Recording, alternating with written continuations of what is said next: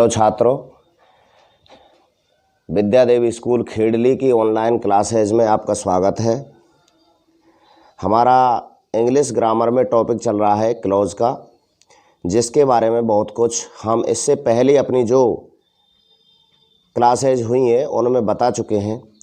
फिर भी कुछ बच्चों के जो कमेंट आते हैं, वैसे तो ज़्यादातर कमेंट का जवाब बच्चे तक तुरंत पहुंच जाता है, फिर भी यदि किसी बच्चे का कोई क्वेश्चन रह जाता है तो वह दोबारा से अपना कमेंट लिखकर भेज सकता है।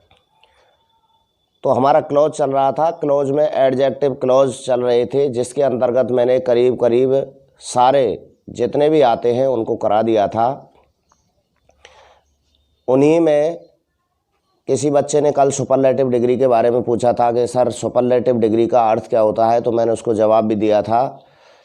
सुपरलेटिव डिग्री यानी जो डिग्री होती है वो 3 प्रकार की होती है, मैंने बताया था, पॉजिटिव, कंपैरेटिव और सुपरलेटिव। ठीक है बच्चों, सुपरलेटिव डिग्री के बारे में पूछा था। वैसे तो आपके सिलेबस में है नहीं कि सुपरलेटिव डिग्री क्या होती है, फिर भी बच्चों को जानना बहुत ही आवश्यक होता है।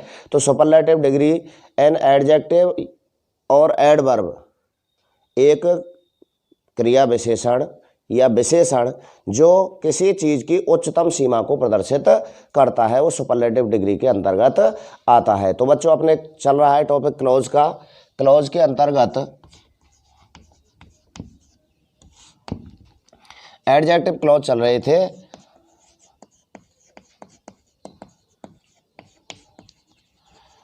और उसमें मैंने पिछली क्लास में आपको व्हाट, वाई और दैट का प्रयोग बताया था। तो उसमें कुछ बच्चों ने पूछा था सर, ज़्यादातर जो बोर्ड एग्जाम में पूछा जाता है प्रश्न, वह 2 सेंटेंसें को आपस में जोड़ने के लिए पूछा जाता है। ब्लैंक वाले जो सेंटेंस ब्लैंक वाले होते हैं वो कम आते हैं। लेकिन मैं आपको बता दूं कि बोर्ड पैटर्न जो होता है, अब की बार भी बोर्ड एग्ज़ाम हुए थे, तो उसमें जो 12th का पेपर आया था मैथ का, तो मैथ के पेपर में कोई भी अथवा नहीं दिया था, डायरेक्ट सभी क्वेश्चन करने होते हैं। तो बोर्ड में ये कोई पाबंदी नहीं है कि भाई तुम्हारे लिए, और ना ऐसा लिखा हुआ है कहीं भी कि भाई ब्लैंक वाला नहीं आएगा। इसलिए मैं दोनों प्रकार के जो क्लॉज हम जहां प्रयोग करते हैं, तो ब्लैंक वाला आ जाए चाहे दोनों सेंटेंस को जोड़ने के लिए आ जाए। तो मैंने कल की क्लास में आपको केवल ब्लैंक वालों के बारे में ज़्यादातर बताया था। तो आज मैं उन जो कल की क्लास में ब्लैंक वालों के अलावा सेकेंड टाइप जो वाक्य जोड़ने वाले थे, उसके लिए मैं एक पूरी एक्सरसाइज आपको आज कराऊंगा। उससे पहले एक हमारा रह गया था हाउ, तो सबसे पहले उसके बारे में चर्चा करते हैं कि हाउ क्लॉज का वैसे ज़्यादातर आता नहीं है, लेकिन यदि कभी पूछ भी ले तो हाउ का प्रयोग किस लिए और किस प्रकार किया जाता है। तो अगला अपना है हाउ। इंग्लिश में तो आप जानते हो इंटरोगेटिव सेंटेंस के अंतर्गत हाउ का प्रयोग कैसे, हाउ आर यू, आप कैसे हो, कैसे अर्थ के लिए किया जाता है। लेकिन बात चल रही है अपनी क्लॉजेज की, तो क्लॉजेज के अंतर्गत हाउ का प्रयोग तरीका या प्रकार बताने के लिए किया जाता है। किसके लिए किया जाता है बच्चों? तरीका या प्रकार बताने के लिए, काम का तरीका या प्रकार बताने के लिए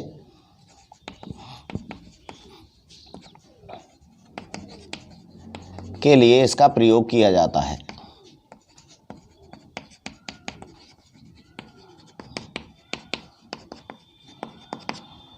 अर्थात वाक्य में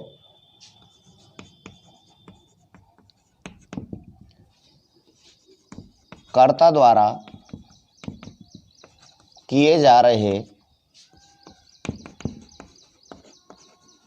कार्य का प्रकार या तरीका बताने के लिए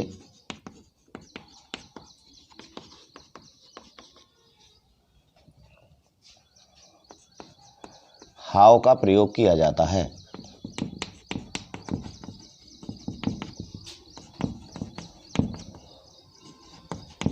हाउ का प्रयोग किया जाता है। ठीक है बच्चों, जैसे एग्जाम्पल के तौर पे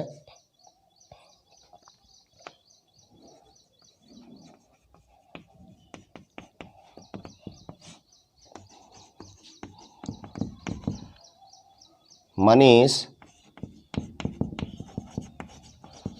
solved the question how, Manish solve the question how. अब यहाँ पर देखो, मनीष सॉल्व द क्वेश्चन, यहाँ तक हमें पता है हमारा वाक्य जो है पास्ट इंडेफिनिट टेंस का है। किसका है बच्चों? पास्ट इंडेफिनिट टेंस का है। और पास्ट इंडेफिनिट टेंस में इसको हम इस तरीके से प्रदर्शित करना था, how Manish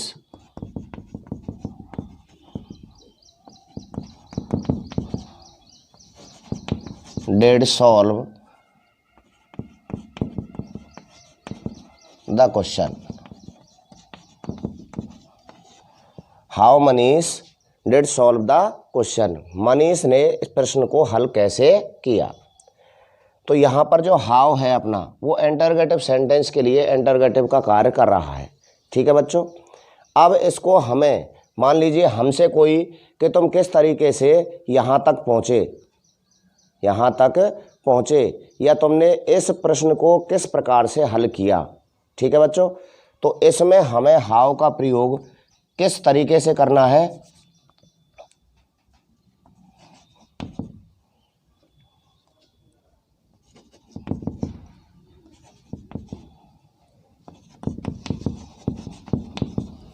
how can speak English easily, you how can speak English easily, तुम किस तरीके से बड़े आसानी से अंग्रेजी बोल लेते हो, बोल सकते हो। ठीक है। तो ज़्यादातर वाक्यों में किस तरीके से, किस प्रकार से बताने के लिए हमें हाउ का प्रयोग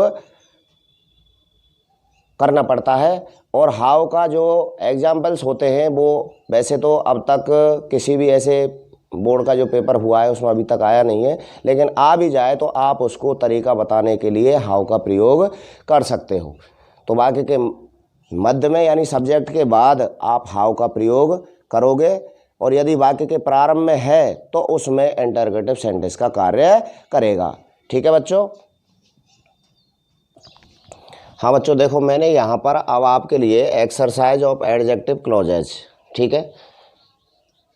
किसी बच्चे ने क्वेश्चन किया था कि सर ब्लैंक्स वाले कम आते हैं, जोड़ने वाले ज़्यादा आते हैं। तो आज की क्लास में आपको उन जोड़ने वाले सेंटेंस यानी 2 सेंटेंस दिए हुए हैं और उनको एडजेक्टिव क्लॉज से किस प्रकार से जोड़ा जाता है, जिसके बारे में मैं आपको पहले नियम बता चुका हूं। तो आपको पहचान करनी है, सेंटेंस है आपके पास के कौन से सेंटेंस में क्या पहचान दी हुई है, जिसके कारण हमें उसमें कौन से क्लॉज का प्रयोग करना है। आप अभी तक adjective clause who, whom, whose, which, where, when, why, what आदि के बारे में पढ़ चुके हो। तो उन्हीं में से मैंने लिखा है, देखो कि rewrite the sentence as using the who, whom, whose, which, that, wear.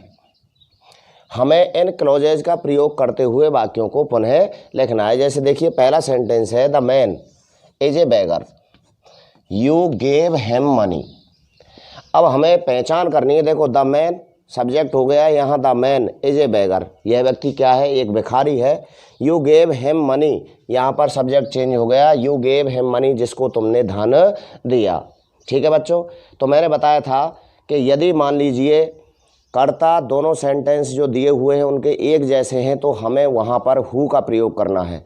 अगर मान लीजिए कर्ता भिन्न भिन्न है, सब्जेक्ट दिए हुए सेंटेंस है इसके अलग अलग हैं, तो वहाँ पर हमें फिर पहचान देखनी है कि यदि मान लीजिए कोई रिलेटिव प्रोनाउन आया हो, माई, हिज, अवर, ठीक है, तो उसमें हमें हुज का प्रयोग करना है। यदि मान लीजिए दूसरे दिए हुए सब्जेक्ट का ऑब्जेक्ट अलग है, ठीक है, यानी सब्जेक्ट अलग है और उसमें ऑब्जेक्ट दिया हुआ है, यहाँ पर क्या दिया हुआ है, हिम, तो हमें उसे हुम से जोड़ना है। तो इसको हम दो पुनः लिखेंगे तो क्या लिखा जाएगा, यहाँ आएगा नहीं, चलो नीचे सॉल्व कराऊंगा। तो अब हमें पता लग गया कि इसमें हमें कौन से क्लॉज से जोड़ना है, इसे होम से। किससे जोड़ना है, होम से। अगला देखिए, the girl lives near me, she found the dog. The girls लड़की, लिव्स नियर मी जो मेरे निकट रहती है, मेरे समीप रहती है, शी फाउंड द डॉग उसे वह कुत्ता मिला। तो यहाँ देखिए the girl, she found the dog और शी, यहाँ पर सी जो आया है वह गर्ल के लिए यानी उसी लड़की के लिए आया है, तो दोनों सेंटेंसेज के सब्जेक्ट क्या हुए, समान। और जब दोनों सेंटेंस के सब्जेक्ट समान होते हैं तो वहाँ पर हम कौन से क्लॉज का प्रयोग करते हैं, हु। तो ये किससे जोड़ना है हमें, सेकंड नंबर का हु से। अगला देखिए, अगला है the boat is still at the bottom of the river. The boat, now, is still, अभी भी है, at the bottom of the river, नदी के तलहटी में। इट सैंक यस्टरडे, यह कल डूब गई थी। ठीक है बच्चों, तो यहाँ पर द बोट किसका उल्लेख हुआ है, यदि सेंटेंस में किसी निर्जीव वस्तु का उल्लेख किया गया हो और उसी के बारे में दूसरे सेंटेंस में चर्चा की गई हो, तो हमें, मैंने आपको बताया था, यदि वाक्य में कोई पशु पक्षी, जानवर, पेड़ पौधा या निर्जीव वस्तु का उल्लेख किया गया हो तो हमें उसे किससे जोड़ना है, विच से। तो हम जो अपने तीसरे नंबर का है उसे किससे जोड़ेंगे, विच से। अगला देखिए, चौथा है the man wants to see you, वह व्यक्ति तुमसे मिलना चाहता है। His daughter is your student, जिसकी पुत्री तुम्हारी क्या है, छात्र है। ठीक है बच्चों, तो यहाँ देखिए पहला सेंटेंस हो गया और यहाँ हिज क्या दिया हुआ है, हिज डॉटर, हिज एक रिलेटिव प्रोनाउन दिया हुआ है। इसका मतलब यदि दूसरे सेंटेंस में कोई रिलेटिव प्रोनाउन दिया हुआ हो तो हमें उसे किससे जोड़ना है, हुज से। तो यहाँ पर अपना जो अगला सेंटेंस है चौथा, उसे किससे जोड़ेंगे, हुज से। प्रत्येक सेंटेंस में पहचान दी हुई है, केवल आपको अपने दिमाग में यही याद रखना है कि हमारा जो दिया हुआ सेंटेंस है उसमें हमारे लिए क्या पहचान आई है। अगला देखिए, the teacher is very kind by nature, वह अध्यापक स्वभाव से बहुत सरल है। हिज नॉलेज इज़ लिमिटलेस, उसका जो ज्ञान है वह लिमिटलेस है, यानी उसकी कोई था नहीं है, उसकी कोई सीमा नहीं है। तो यहाँ देखिए, the teacher is very kind by nature, his knowledge, मैंने अभी बताया था, यहाँ भी आया था और यहाँ भी आया है, तो हमें इसको भी किससे जोड़ना है, हुज से। किससे जोड़ना है बच्चों, हुज से। अगला देखिए, boy is very poor, she gave him some money. Boy यहाँ पर सब्जेक्ट है लड़का और यहाँ पर सब्जेक्ट है सी, वो है।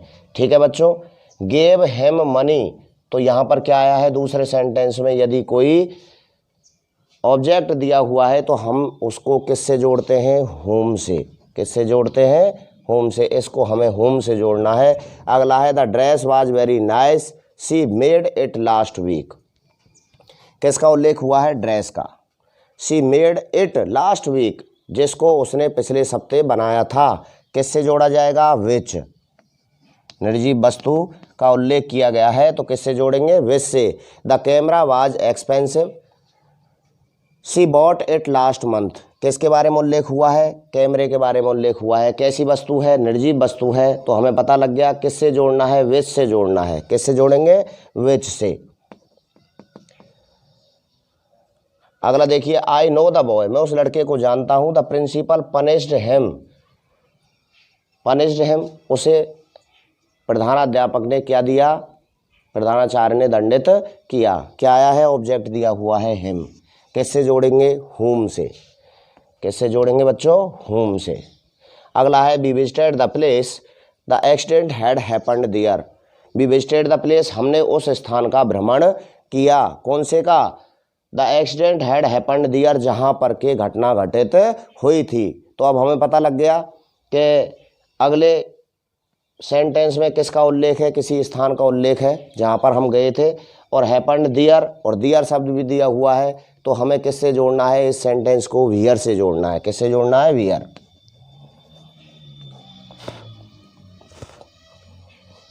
अब आपकी समझ में आ गया होगा कि हमें कौन से सेंटेंस पहचान के आधार पर, सेंटेंस की पहचान करके हमें कौन से एडजेक्टिव क्लॉज का प्रयोग करना है। उसके बाद बात आती है कि भाई मैंने कुछ बताया था आपके लिए कि भाई जब हम एडजेक्टिव क्लॉजेस से दो सेंटेंसों को जोड़ रहे हैं तो उस समय हमें कुछ सेंटेंस में दिए हुए शब्दों को हटाना पड़ता है।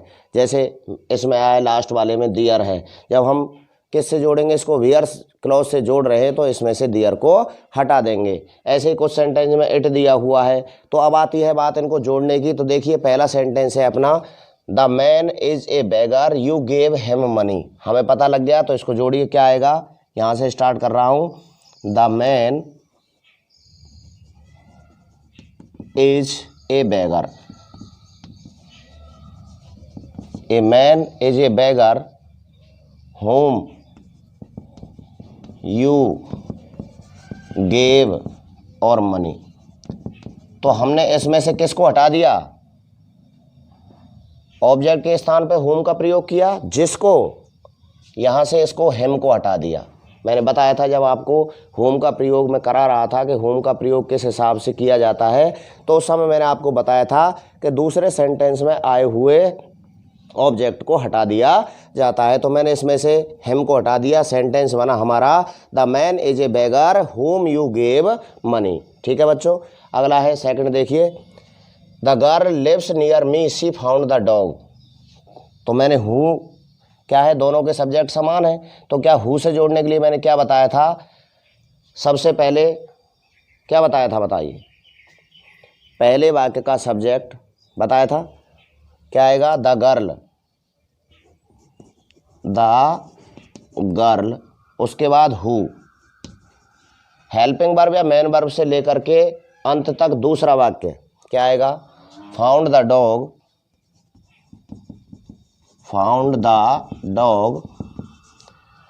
उसके बाद क्या बताया था, हेल्पिंग वर्ब या मेन वर्ब से लेकर के अंत तक पहला वाक्य क्या है, lives near me, dog lives near me. क्या बना, the girl who found the dog lives near me, लड़की जिसे वह कुत्ता मिला मेरे निकट रहती है, मेरे समीप रहती है। ठीक है बच्चों, आपने इनको नोट कर लिया हो तो मैं ऊपर से यहाँ तक इसको हटा देता हूँ।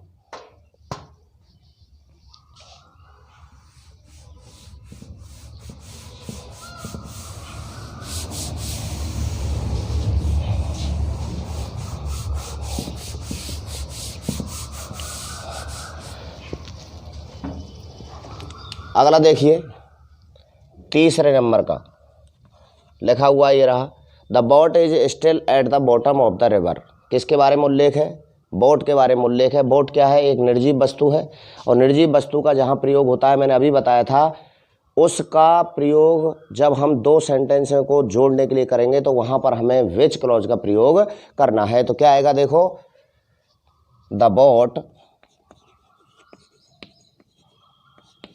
is still at the bottom of the river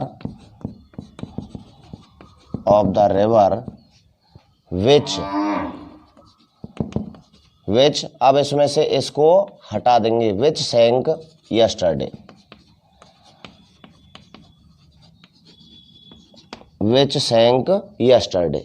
ठीक है बच्चों, आ गया समझ में कि हमें, मैंने अभी बता रहा था कि दूसरे सेंटेंस में कोई ऐसा शब्द आए जिसके लिए हम क्लॉज का प्रयोग कर रहे हैं, जैसे होम का प्रयोग कर रहे थे तो ऑब्जेक्ट को हटा दिया, विच का प्रयोग कर रहे हैं तो विच किसके लिए आ रहा है यहाँ, इट सैंक यस्टरडे, तो इट को यहाँ से हटा देंगे, क्या आएगा, विच सैंक यस्टरडे। अगला देखिए चौथे नंबर का है, the man wants to see you his daughter is yours student. पहचान दी हुई है, रिलेटिव प्रोनाउन आ गया, हु से जोड़ना है तो क्या आएगा, चौथे नंबर का है, द मैन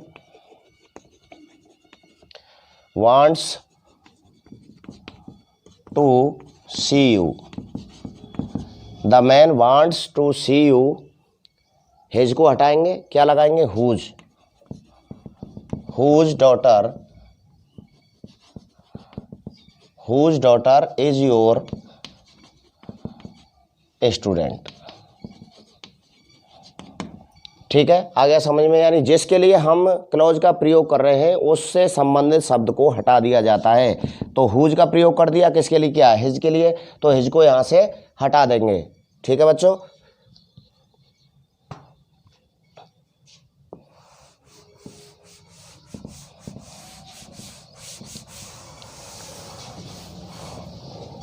अगला देखिए पांचवा है अपना, the teacher is very kind by nature, his knowledge, वही है, दी हुई है पहचान, तो क्या आएगा, the teacher is very kind by nature. The teacher is very kind by nature, whose knowledge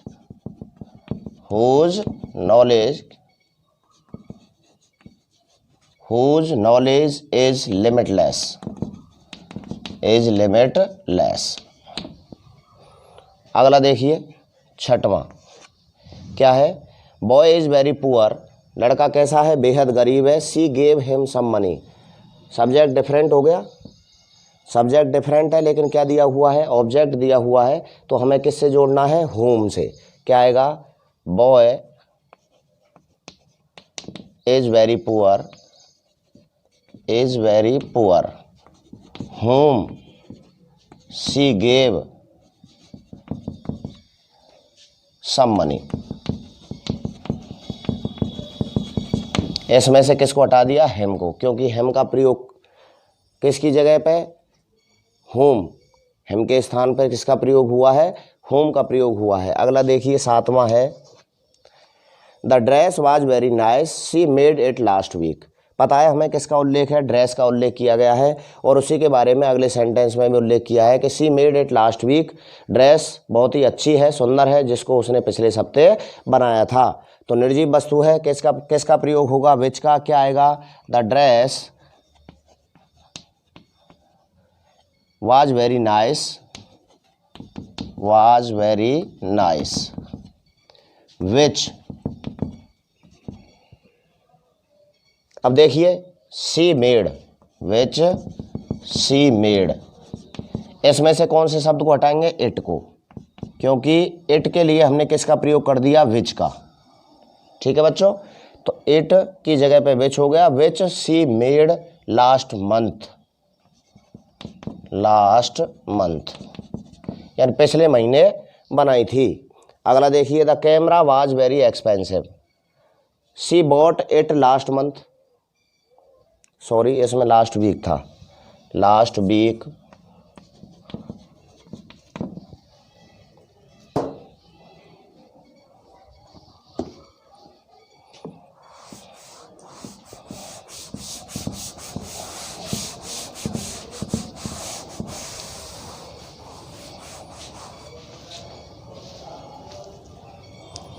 देखिए अगला नंबर 8 क्या है, द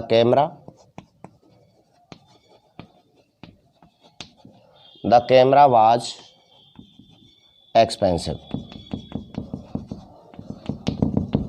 विच सी बॉट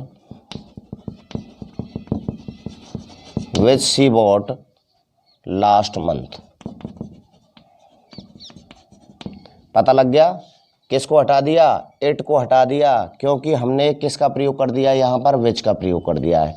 तो उससे संबंधित, क्लॉज से संबंधित जो शब्द आता है उसको हटा दिया जाता है। अगला देखिए 9वां है, I know the boy the principal punished him, पहचान दी हुई है, दोनों के सब्जेक्ट भिन्न भिन्न है। क्या आएगा, आई know the boy whom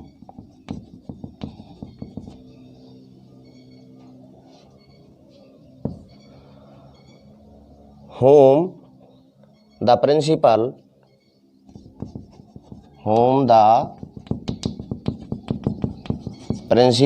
punished।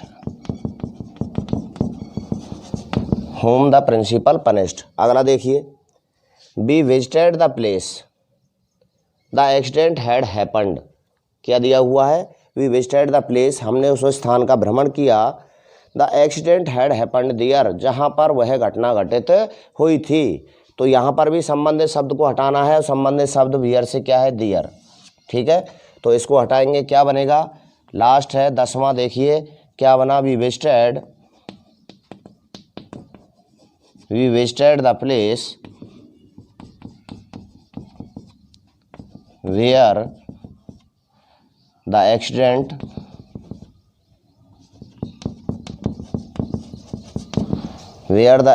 had happened।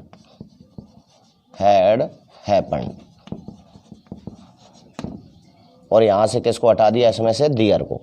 ठीक है बच्चों, अब आपकी समझ में आ गया होगा कि हमें किस तरीके से इनका प्रयोग करना है। अब बचे हैं हमारे कौन कौन से हैं, मैंने इसमें हु, हुम, हुज और विच का प्रयोग बता दिया। इसके बाद है अपना व्हाट, व्हेन, व्हाई। ठीक है बच्चों, तो इनको आपने नोट कर लिया हो तो मैं इनको यहाँ से हटा देता हूँ और अगले देखिए। हाँ बच्चों देखिए, rewrite the sentence as using the adverb clause when, what, why. ठीक है, क्या दिया हुआ है हमें, इन जो सेंटेंस दिए हुए हैं 5 सेंटेंसेज हैं, इनको हमें पुनः लिखना है कौन से क्लॉज का प्रयोग करते हुए, या तो व्हेन या व्हाट या व्हाई का प्रयोग करते हुए हमें पुनः लिखना है। तो इसमें क्या करना है, हमें पहले पहचान देखनी है। सबसे पहले 1947 वाज द ईयर, 1947 वो वर्ष था, इंडिया वॉन फ्रीडम देन, तब भारत ने क्या, अपनी स्वतंत्रता की जीत हासिल की थी। तो इसमें हमें पता लग गया कि पहले सेंटेंस में क्या दिया हुआ है, टाइम दिया हुआ है। क्या दिया हुआ है, समय का उल्लेख किया गया है। ठीक है बच्चों, तो समय का प्रयोग किया गया है तो हमें कौन से क्लॉज से जोड़ना है ये हमें तुरंत पता लग गया होगा। इसको हमें व्हेन से जोड़ना है, तो क्या आएगा, 1947 was the year when India won freedom. क्या हटाया इसमें से, देन को हटा दिया। मैंने बताया था दूसरे वाक्य में आए हुए उससे संबंधित शब्द को हटा दिया जाता है। अगला है देखिए, दिस इज द रीजन, यही कारण है, ही did not join the party, कि वह पार्टी में सम्मिलित नहीं हुआ। दिस इज द रीजन, यदि पहले सेंटेंस में किसी कारण का बोध किया गया हो, कारण का उल्लेख किया गया हो, तो हमें उसको व्हाई से जोड़ना है। तो क्या आएगा, this is the reason, this is the reason why he did not join the party, join the party. ठीक है बच्चों, अगला देखिए, इट वाज 2018, अर्थात यह 2018 में वर्ष था, my father purchase the house in Jaipur, जब मेरे पिता ने जयपुर में मकान खरीदा था। तो क्या आएगा, it was 2018 when my father purchased the house in Jaipur, in Jaipur. ठीक है, अब इसमें कोई उससे संबंधित शब्द नहीं दिया हुआ है तो हम क्या हटाएंगे, कुछ नहीं। तो इसमें अगला देखिए, Ramesh gave him a book, you need it very most. Ramesh gave him a book, you need it very most. क्या है, नीड, मैंने बताया था कुछ main verb, desire, deserve, demand, need, like, ये पहचान दी हुई हो तो हमें उस सेंटेंस को किससे जोड़ना है, व्हाट से। क्या आएगा, रमेश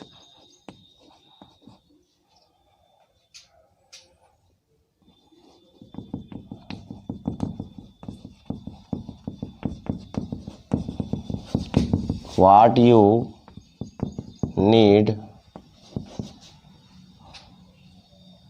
very most। रमेश ने वह पुस्तक उसे दे दी जिसकी तुमको बहुत अधिक आवश्यकता थी। It is 7:30 o'clock at morning we entered in our school, यह सुबह 7:30 बजे का समय था जब हमने विद्यालय में प्रवेश किया। तो समय का उल्लेख किया हुआ है, सीधी सी पहचान है। क्या आएगा, वैन से जोड़ना है, it is 7:30 o'clock at morning when we entered in our school, in our school. ठीक है बच्चों, तो अब ये हुई हमारी एडजेक्टिव क्लॉजेज की एक्सरसाइज, जिससे हमें और अधिक अभ्यास हो जाएगा कि हमें किस तरीके से वाक्यों को जोड़ना है। आज की क्लास में हमारे एडजेक्टिव क्लॉज जो हैं बिल्कुल समाप्त हो गए हैं। अगला जो टॉपिक है क्लॉज से संबंधित, अगला मैंने बताया था कि क्लॉज वो हैं 3 प्रकार के हैं अपने सिलेबस के अकॉर्डिंग। पहला है नाउन क्लोज, दूसरा है एडजेक्टिव क्लोज और तीसरा है एडवर्ब क्लोज। तो जिसमें से मैं आपको नाउन क्लोज और एडजेक्टिव क्लोज के बारे में बता चुका हूँ, पढ़ा चुका हूँ कि किस तरीके से नाउन क्लोज और एडजेक्टिव क्लोज का प्रयोग किया जाता है। तो इनको आपने अपने घर पे और अधिक प्रैक्टिस करनी है और अधिक एक्सरसाइज को सॉल्व करना है, जिससे कि आपकी समझ में और अच्छे ढंग से ये आ जाए। अगली अपनी क्लास में हम तुम्हें एडवर्ब क्लोज के बारे में बताएंगे। तो ऑनलाइन क्लासेस से जुड़े रहिए और जो अपने साथी अभी तक ऑनलाइन क्लासेस से नहीं जुड़े हैं उनको भी मोटिवेट कीजिए कि वो भी विद्या देवी स्कूल द्वारा संचालित ऑनलाइन क्लासेस से जुड़ें, अपना रजिस्ट्रेशन कराएं और रजिस्ट्रेशन कराने के बाद हमसे लिंक प्राप्त कर अपने घर बैठे ही अध्ययन करना प्रारंभ कर दें। विद्यालय में जो अपने रजिस्ट्रेशन हैं वो प्रारंभ हैं, चल रहे हैं। तो अपने साथ साथ अपने दोस्तों का भी अध्ययन सुचारू रूप से जारी करवाने के लिए आज ही विद्यालय में संपर्क करें। Thank you.